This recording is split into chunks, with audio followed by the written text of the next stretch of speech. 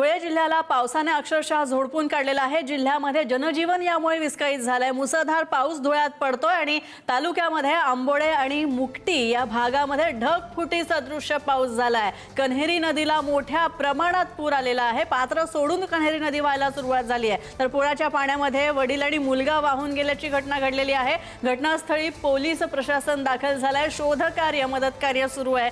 ग्रामीणचे आमदार राम भदाणे यांनी देखील घटनास्थळी दाखल होत परिस्थितीचा आढावा घेतलाय। नदीकाठावर असलेल्या नागरिकांना प्रशासनाच्या वतीने खबरदार राहण्याच्या सूचना देण्यात आल्या।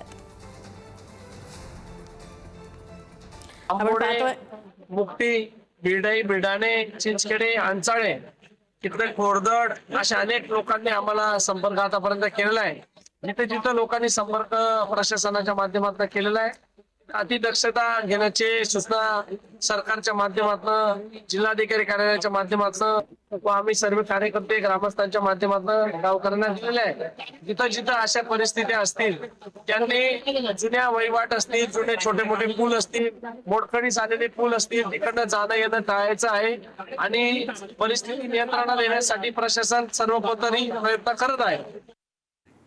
तर अकोला जिल्ह्यामध्ये सुरू असलेल्या संततधार पावसामुळे जनजीवन विस्कळीत झालेलं आहे। जीवनावर याचा परिणाम झालाय। जिल्ह्यामध्ये अनेक लहान मोठ्या नद्या आणि नाल्यांना पूर आलेला आहे। काही ठिकाणी नद्या दुथडी भरून वाहत आहेत। मूर्तिजापूर तालुक्यामध्ये वाहणाऱ्या पेढी नदीला मोठा पूर आलाय। नदीची पाणी पातळी झपाट्याने वाढतेय। नदीकाठच्या गावांमध्ये धोक्याची स्थिती निर्माण झाली आहे आणि पुराच्या वेगवान प्रवाहामध्ये काही जनावरं वाहून गेल्याचं धक्कादायक चित्र आपल्याला सध्या स्क्रीनवर पाहायला मिळतंय। मात्र एवढी गंभीर परिस्थिती असताना देखील काही नागरिक स्वतःचा जीव धोक्यात घालून पुराच्या पाण्यात मासेमारी करत असल्याचं सुद्धा दिसतंय।